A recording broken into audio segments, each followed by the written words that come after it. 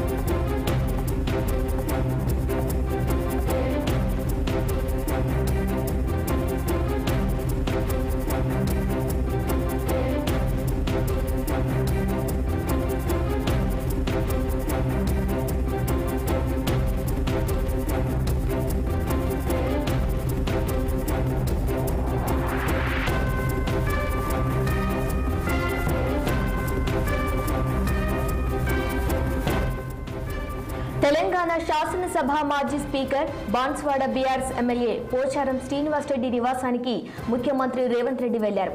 ఈ మేరకు పోచారంతో సీఎం రేవంత్, మంత్రి పొంగులేటి శ్రీనివాసరెడ్డి భేటీ అయ్యారు.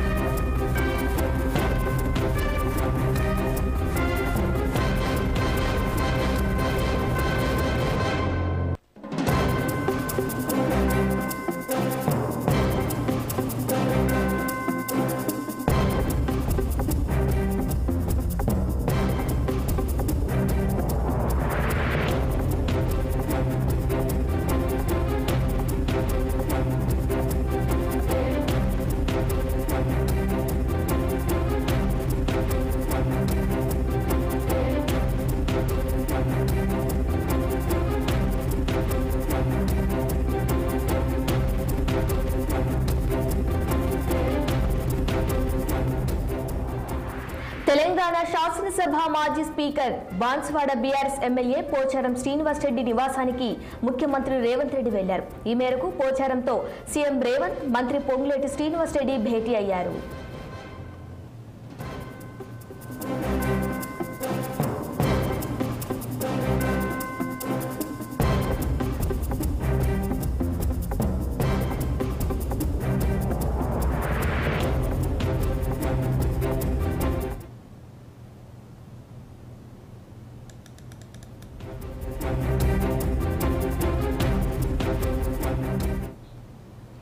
తెలంగాణ శాసనసభ మాజీ స్పీకర్ బాన్స్వాడ బీఆర్ఎస్ ఎమ్మెల్యే పోచారం శ్రీనివాసరెడ్డి నివాసానికి ముఖ్యమంత్రి రేవంత్ రెడ్డి వెళ్లారు.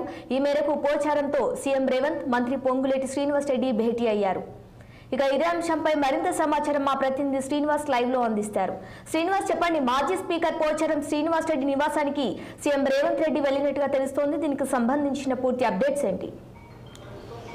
ముఖ్యమంత్రి రేవంత్ రెడ్డి మాజీ స్పీకర్ పోచారం శ్రీనివాసరెడ్డి ఇంటికి వెళ్ళారు. అయితే రేవంత్ రెడ్డితో పాటు మంత్రి పొంగులేటి శ్రీనివాసరెడ్డి కూడా పోచారం శ్రీనివాసరెడ్డి ఇంటికి వెళ్ళారు. అయితే పోచారం శ్రీనివాసరెడ్డి గత బీఆర్ఎస్ ప్రభుత్వంలో స్పీకర్గా పనిచేసిన పరిస్థితి. అదేవిధంగా బాన్స్వాడ ఎమ్మెల్యే ఏదైతే టీడీపీ గవర్నమెంట్లో కూడా గతంలో ఉమ్మడి ఆంధ్రప్రదేశ్లో కూడా మంత్రిగా పనిచేసినటువంటి సీనియర్ నేత పోచారం శ్రీనివాసరెడ్డి.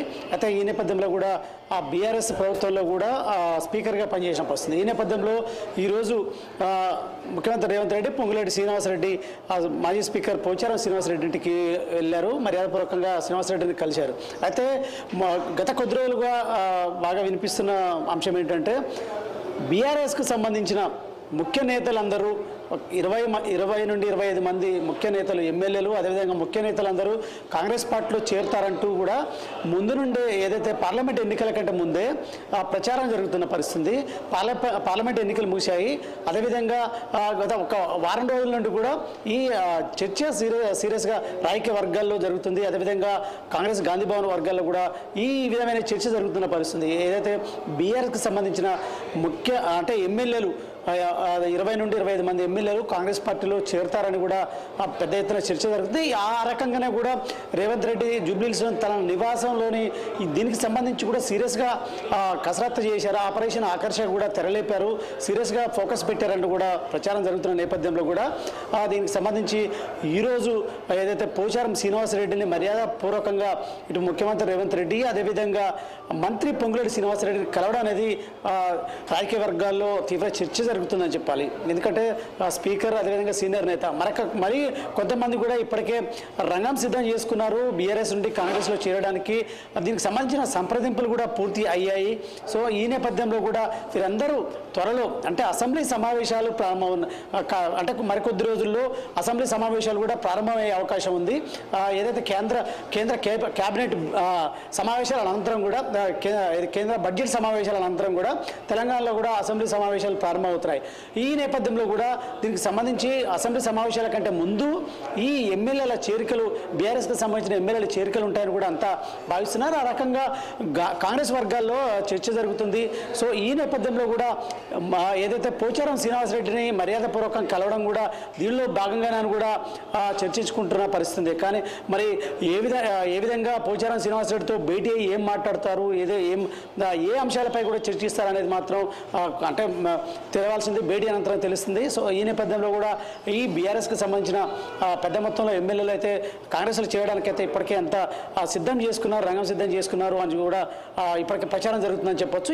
ఈ నేపథ్యంలో కూడా పోచారం శ్రీనివాసరెడ్డికి సంబంధించిన భేటీ కూడా ఆ రకంగానే ఉంటుందని కూడా ఇటు గాంధీ భవన్ వర్గాల ద్వారా సమాచారం అని చెప్పాలి. Okay right Srinivas, thank you.